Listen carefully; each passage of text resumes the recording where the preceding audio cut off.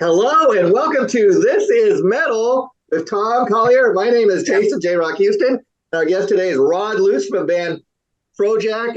I got to tell you, Rod, in prepping for today's interview, I listened to some of your tracks and I was really impressed with what I heard. Like nothing I have ever heard before. And I'll just start off saying your band's got a real original sound. You sound like Thank you. no other band I've heard before. Thank you. Yeah. So It's cool. So how long has the band been together? Oh, we started writing stuff back 98, Oh, wow. put the band together, and we released our first record in 99, actually at the end of 99. And that was called ... and We All Fall Down. And then, we've been together off and on ever since then. So we wrote another record in 06. It was a self-titled EP. And we released it. And then we started writing this one probably in 2016. Mm-hmm. And we took our time on the lyrics and did a lot of development. I can hear that. The lyrics are very impressive. I mean, again, it sounds like no band I've heard before. Yeah. In a great way. It makes you guys really stand out. The songs are well written. And I must say what's very impressive about the band, it's hard to pigeonhole you guys. There's definitely a metal kind of hard rock element. There's elements of, like blues and pop. It's a little bit of everything, and no two songs sound alike, which I kind of dig. If you're listening to like an album's worth of material, you're getting a lot of different stuff. I tell you that this record we wrote a lot different, and we did. There's a lot of jazz in there. Yeah. And we just kind of had fun with it. So we did whatever came to mind. And as a result, I mean, the songs are all different. They're not one like, oh, yeah.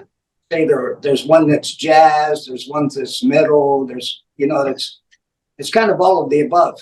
I got to tell you, I was listening to this stuff for the very first time last night to prep for today's interview, and it grabbed my attention. You got a new fan in me, and I just say, I'll call it ear candy because that's exactly what it is. Very pleasing to the ears, Thank you. Thank you. We worked hard on it. Yeah, I can tell. So take it away, Tom. What do you want to ask Rod? So who was the main songwriter? Was it you or was it a group effort? I'm always curious about this, how you came up with the diverse sounds. I listened to your CD. It's great. I really love your music. I'm really happy to get you on the show here. I'm just curious, who was the main songwriter? Was it everybody or was it you? Was it somebody else? I tell you, it's kind of a little story. I had a couple of good buddies, Johnny Matasic and Chad Getman. And we played together off and on for years in different bands and stuff. So we sat down and we started roughing the stuff out and started to write the tunes. And we just made some recordings of some real rough stuff. And unfortunately, Chad passed away, our bass guitar player, with this last record. And about halfway through, about 3/4 of the way through, most of the stuff was written. So when that happened, we kind of just took a break for a minute.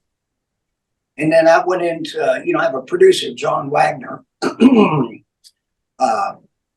He's my producer and engineer, and he's done all 3 records. We've been friends since we were, just out of high school and doing music and stuff. And so we took the roughs, John and I ourselves, and just decided to developing just the 2 of us.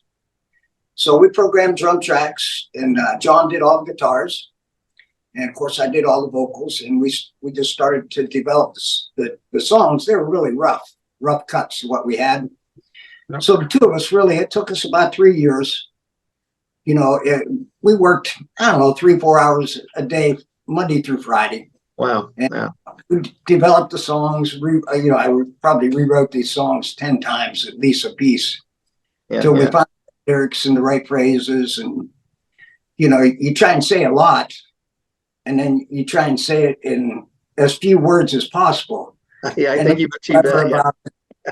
So it's really the 2 of us that like I say, we had roughs to start with, but then we spent a lot of time developing, rewriting, different melodies, and you can always tell once it's starting to come together.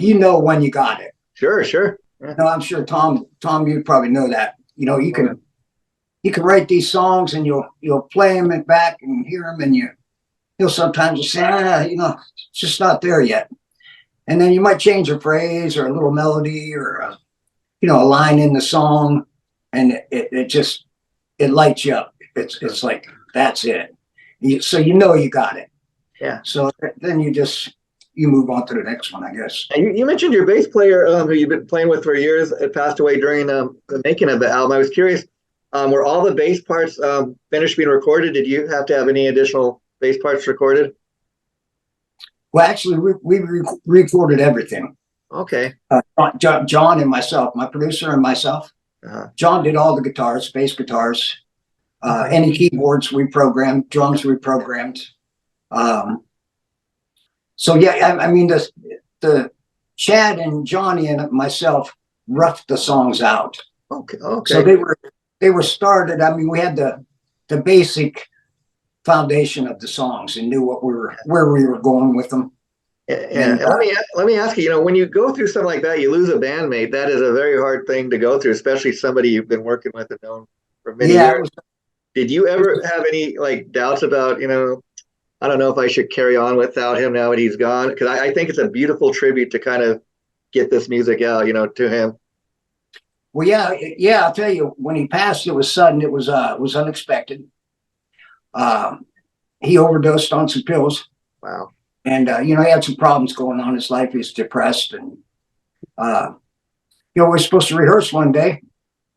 And we got to rehearsal, and you know, it was like 10 to 6. We're supposed to start at 6, and he wasn't there yet. We knew something was wrong. Yeah, yeah.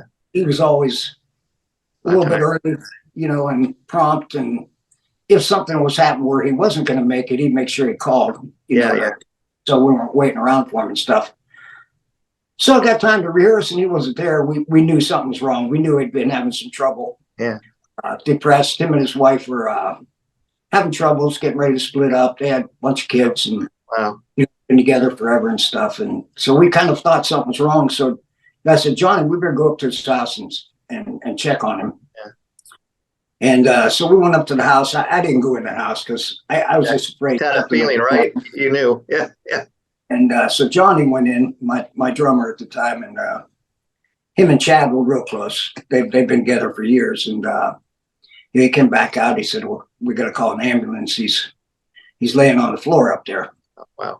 So the ambulance come and got him, and they took him away. And, you know, we went and visited him he lasted about 3-4 days after this happened. Wow. And they knew he wasn't going to make it. Everything was shutting down.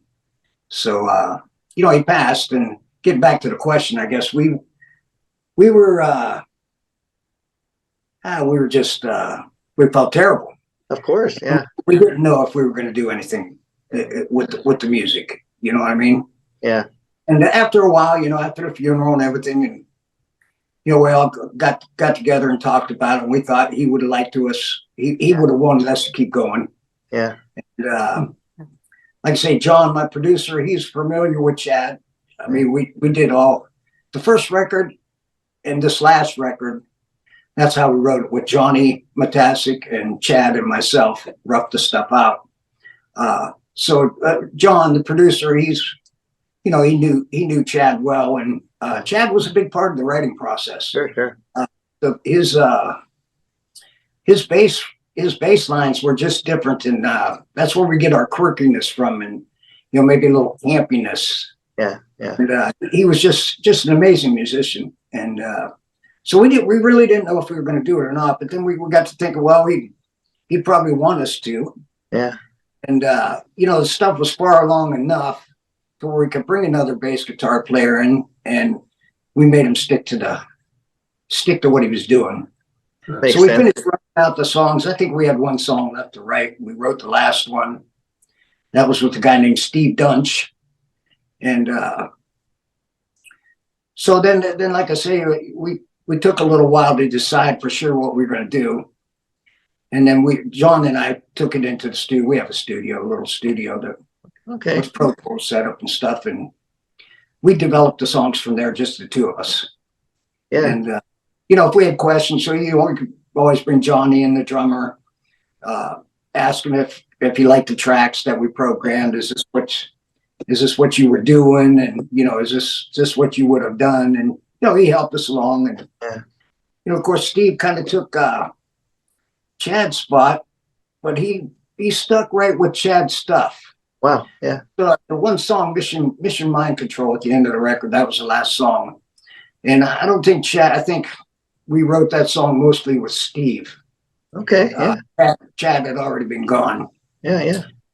But we really weren't sure that we were going to keep going. And then we decided, well, we're going to do this record, and we're going to, do kind of like a little tribute to him, Exactly. I mean, without even knowing Chad, I kind of have a feeling that he must be, somewhere looking down on you like, hey, thumbs up, Rob, for getting our album out, I know he is.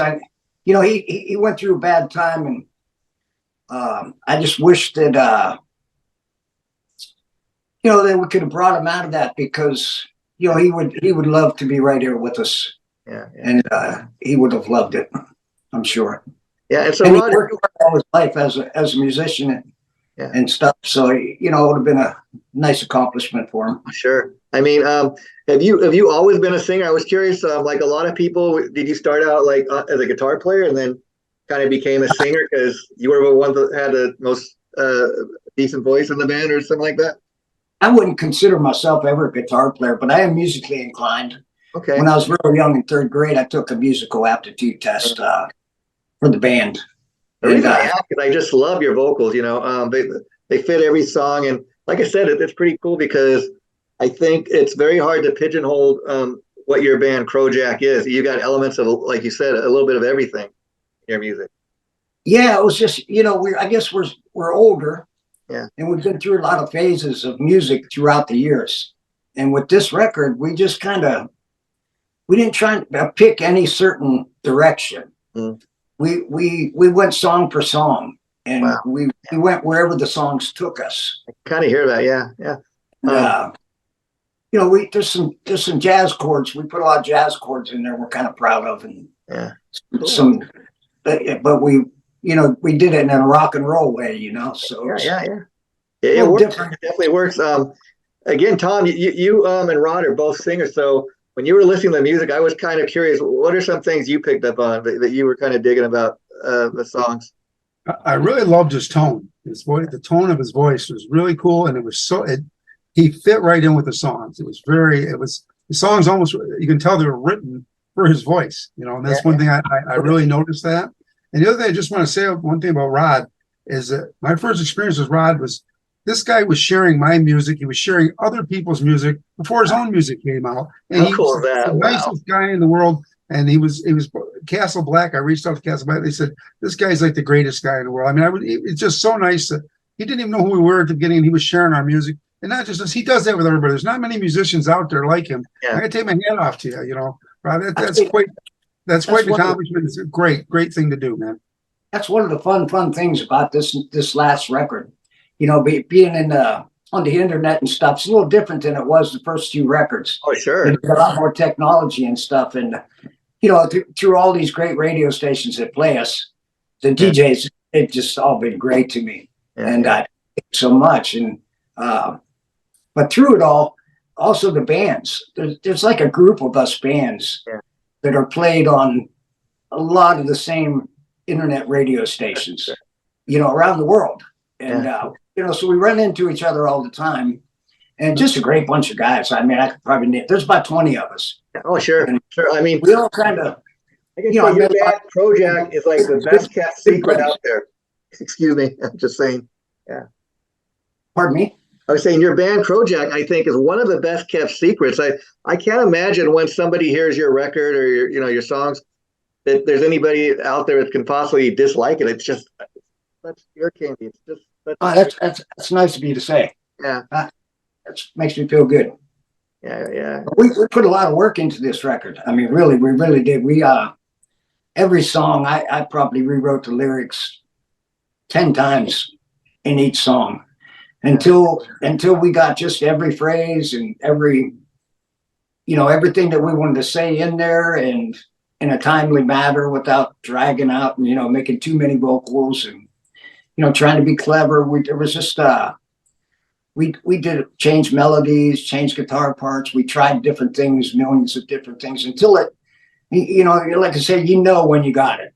Yeah, and I got to tell you, Rod, when Tom initially told me he wanted to have you on as a guest, I checked out the music, like I said, and I was like, definitely. And before I'd even heard a lick of the music, I wanted you on to come on the show for the simple fact that we've noticed like that you really contribute so much to our This Is Metal Facebook page that anytime that you comment now, Facebook has listed you as a top contributor. That's how much you contribute to our site, and we really want to thank you for that, for being so into what we're doing as well.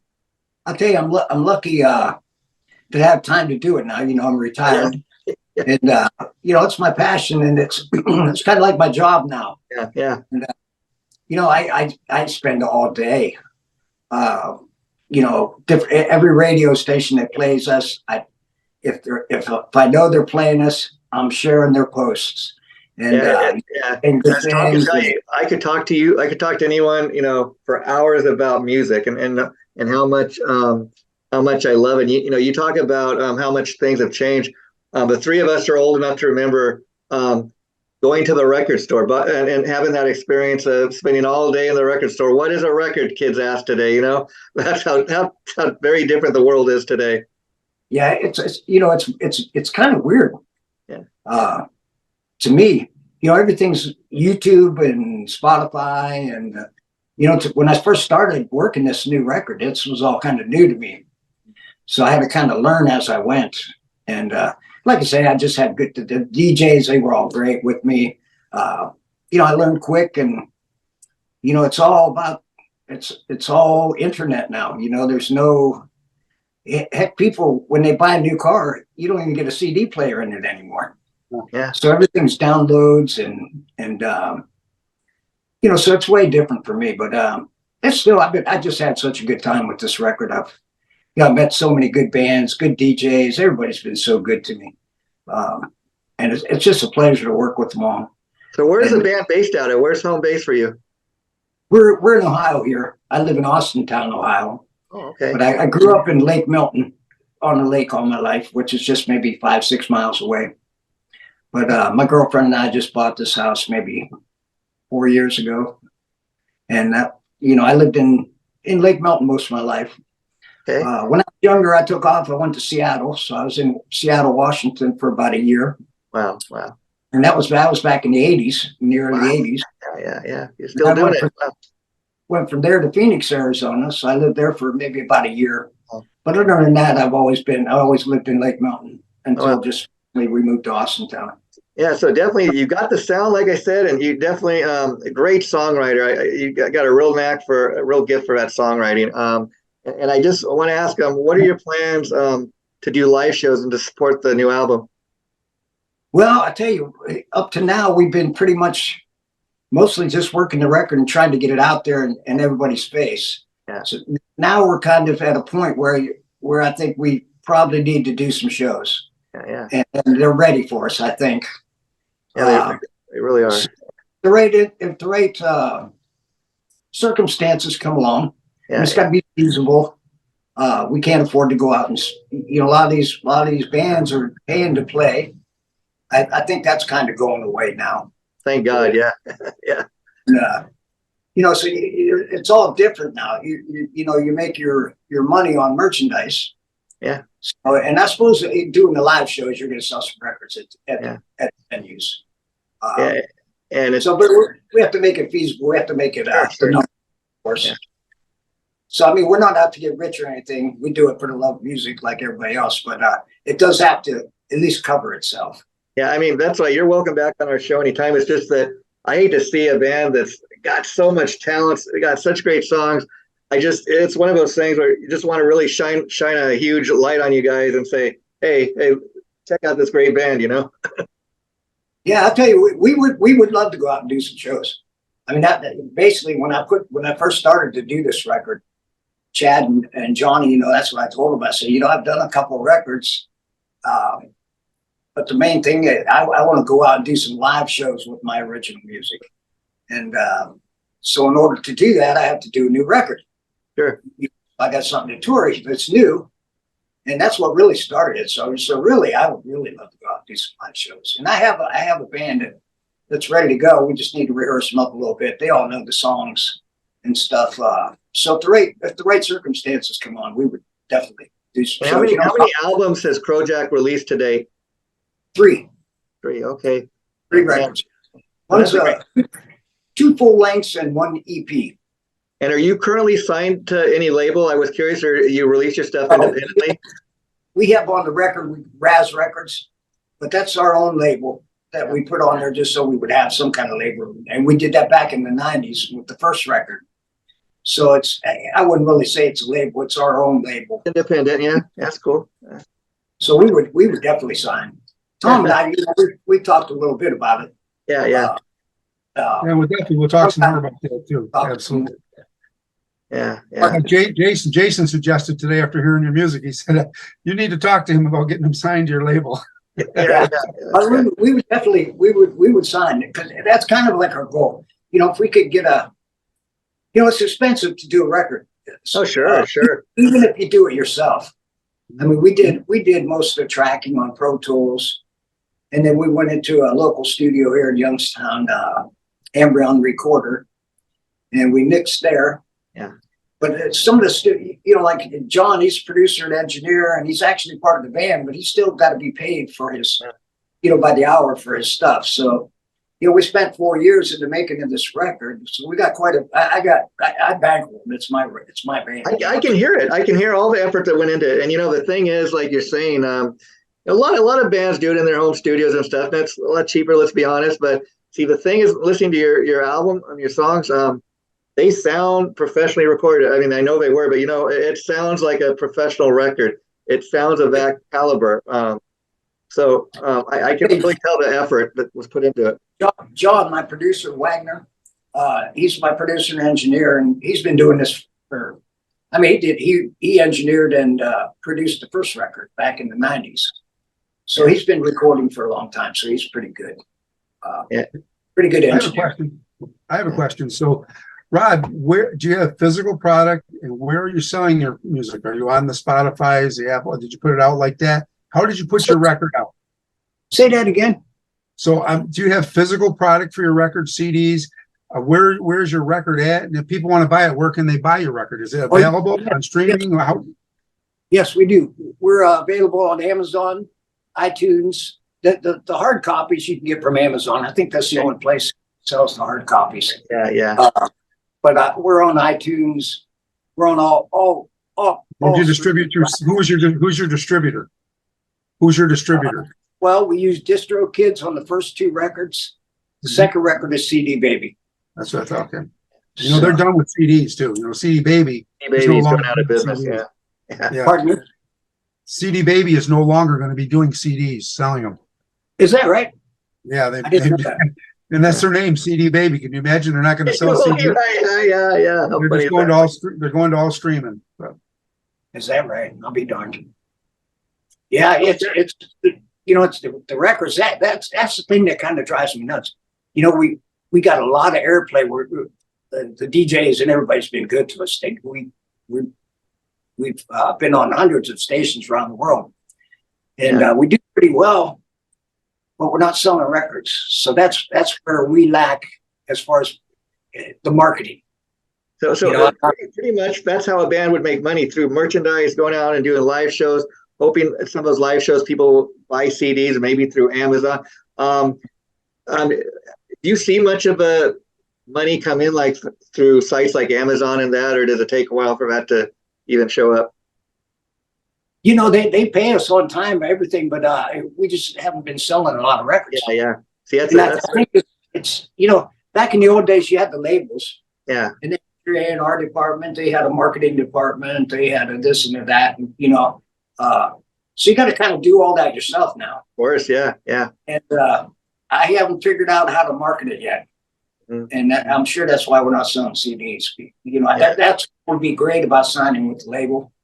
I would think that they would probably know a lot more about it than I would. Yeah, I mean, me and Tom were having a discussion about your music last night, or even this morning as I was getting ready to go to work, kind of chatting online, and I don't see how anybody listens to stuff and is not a fan. It's just a case of more people needing to hear it. Yeah, I'd like to take it to the next level. Like I say, we've been really lucky. I'm just so grateful for everything that we've had so far, because we get a lot of airplay. Most of the DJs, they like us and we get along and stuff. But I would like to take it to the next level and try and sell some records.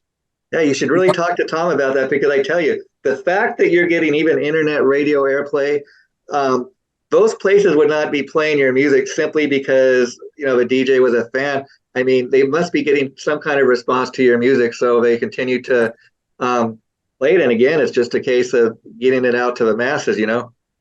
Yeah, we need to get it, Uncle Tom. We need to get Uncle Tom in on. There you go. He's like my mentor. Yeah. He does so well with Held Hostage. I've been watching him like a hawk ever since. Yeah, I mean, he really has. Even the latest album, it had more than one hit single on the Billboard chart. And I was telling Tom, a lot of so-called mainstream hard rock bands, they don't even get a song on the Billboard chart off their latest album. So that's quite an accomplishment. Yeah, well, I watched him quite a bit, and the Ripper, he's from Akron. Yeah. Close by to me. So actually, we used to do the same bars together back in the cover band days. Oh wow. Everybody will always talk about. Let me think of the name of this bar in Akron. Oh, I can't think of it right off. That's all right. Everybody played there though. But I forget what the name of Tim's. Maybe it was he had a cover band named Seattle, maybe. Okay. One of his cover bands. So we played a lot of the same bars together back. That's when we were doing cover music. This was way before he got successful. As successful as he was. So of course, right away when Held Hostage, I knew the Ripper was singing on it, so that caught my attention right away. I had to check it out. And then Castle Black, they were the first radio station that played us. Mm-hmm. And I understand Tom, that was the first radio station that ever played Tom too. Wow. And, so just right off the bat, I knew who Tom was. Yeah. And I knew he was doing well with the band, selling records and stuff. So I've been just trying to learn off of you. Yeah. I watched like crazy. Yeah, in fact, Tom told me one thing he's had to deal with is people showing up to the Held Hostage shows and, hey, where's Ripper? Isn't Ripper the singer? Oh, well, he just sings on the album. Sometimes from time to time he comes out and does a guest spot. I got a bunch. When they start the show, they don't even know. They don't even know about it. They just when I start singing or whoever we got singing that night, it sounds like Ripper. We don't care, and they're all going. They forget about that. They love the songs just because they're great songs, right? Yeah, absolutely. Yeah. Absolutely. I'll tell you, you guys just do great. I'm the Grammys and the Hall of Fame shows and stuff. I said that's what I want to do. Yeah. I just trying to watch and learn. I think Tom was telling me, Held Hostage was up for a couple of Grammys. They didn't get it, but again, just to be nominated, just to be up, for such a new band. Yeah, you got to be so proud of yourself. I mean, I'm proud of you. Well, thank you. Worked hard. But this is about Crowjack tonight, and I really want to say. Let me ask you, Rod. Let's ask about the band's name. I love the band's name. It's kind of it's different. I don't know exactly what Crowjack is, but cool sounding name. Everybody asks me that, and it's kind of a funny question. Back in we probably recorded half of the first record before we named the band. Uh-huh. And we had a guy on guitars back then, Mickey Huff.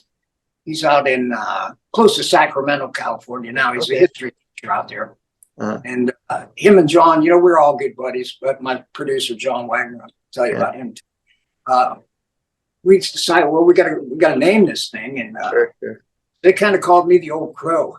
Oh, I'm years older than these guys.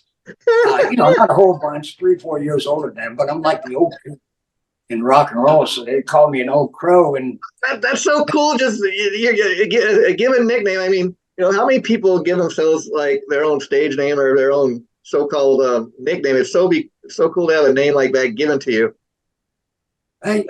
So they called me the Old Crow, and then there was a slang back then. We Uncle Jack, we used to call people, and they were dorks. Yeah. You know? So somehow one day we were laughing and they were making fun of me, and they said Crowjack, Crow Uncle Jack or something. And, you know, the Crowjack, we said, that's it. And that was just kind of, we've been Crowjack ever since. So And now you're making a living at it. Well, I just love that. That's such a homegrown name. Wow. so it wasn't nothing. There was no arithmetic or anything like that when we did it. It was just, I was like, what is a Crowjack? I got to ask. But yeah, it's tough. And so we've been Crowjack for 20 some years now.